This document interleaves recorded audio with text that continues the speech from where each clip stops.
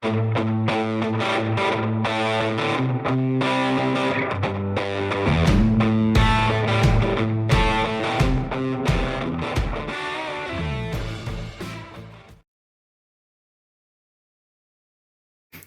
guys, this is the next project that I'm going to do now. It's the hand gear shifter, or suicide shifter as it's more commonly known. I'm making it myself. It's going to be a pretty tight fit because I want to make sure it doesn't foul the foot peg or foul the exhausts, which are down below. So I'm going to make the whole thing myself, and I'm going to sort of put some sort of a design into it, and I'm going to put the a hand grip at the top. There will also be, the clutch will also be operated from here. So there's a bit of messing around and a bit of making in it. So that's what I'm at now for the moment, and I'm hoping to get that done, well, hopefully in the next day or two. And that'll be all sorted, okay? Right, the gear lever is done, barring a couple of small little bits and pieces. I must put a small little top hat bush inside there so I can squeeze the engine mount, the top engine mounting properly. And the lever will still be loose inside it. Other than that, there's a linkage to go onto this bar here, straight down inside the points cover onto the gear lever below. So that's got to be done. But other than that, the actual lever itself is pretty much sorted. I've got a clutch lever on it and a grip on it, but I won't be using them. They're just there for the build, for the purposes of the build. I've given it a quick shot of black spray because there was 2 or 3 different colour metals on it, just to give me a sort of a complete look, so to speak.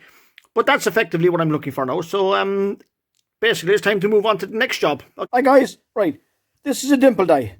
What it does is it creates a sort of a rebate on a hole in metal, like so.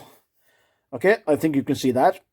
No, how it works basically is the centre hole on the metal here, you drill out on the appropriate hole saw.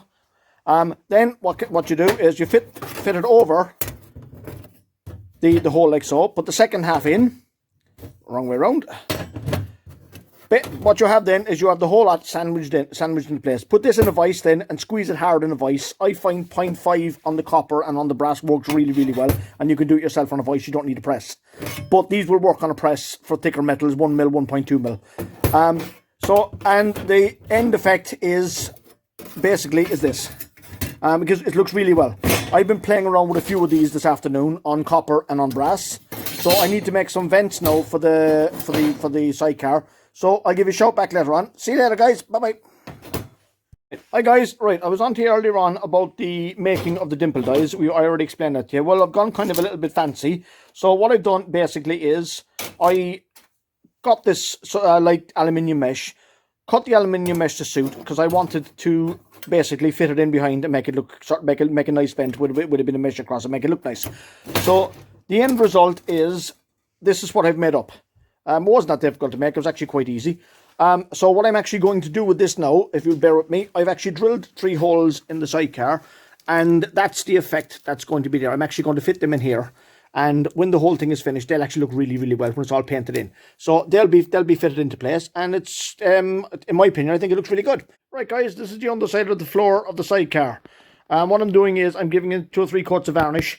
The idea is to seal it so if when it gets wet or the shower rain or whatever, it doesn't soak into the wood, because ultimately that would lead to splitting and swelling of the wood and to ruin the floor.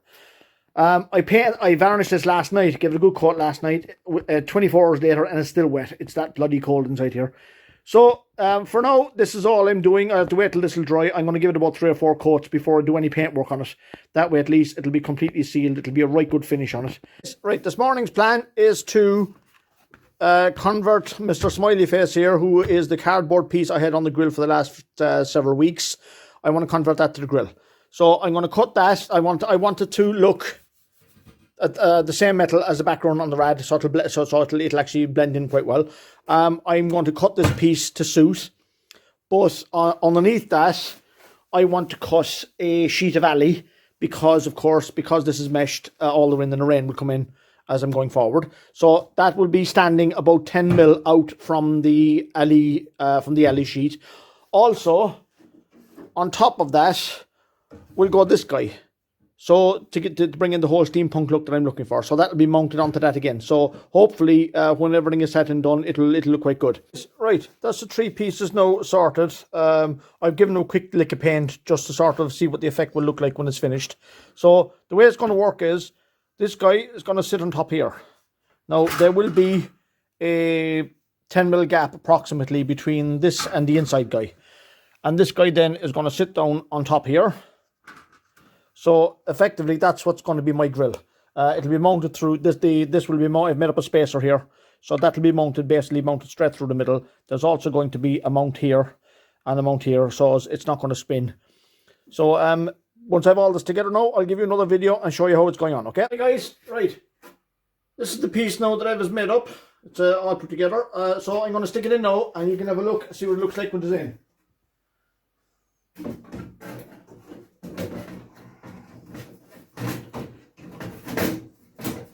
No, that's just placed in there loosely. There'll have to be clips made up for it and put in there afterwards. So I'll put the lid on it. 1 second now.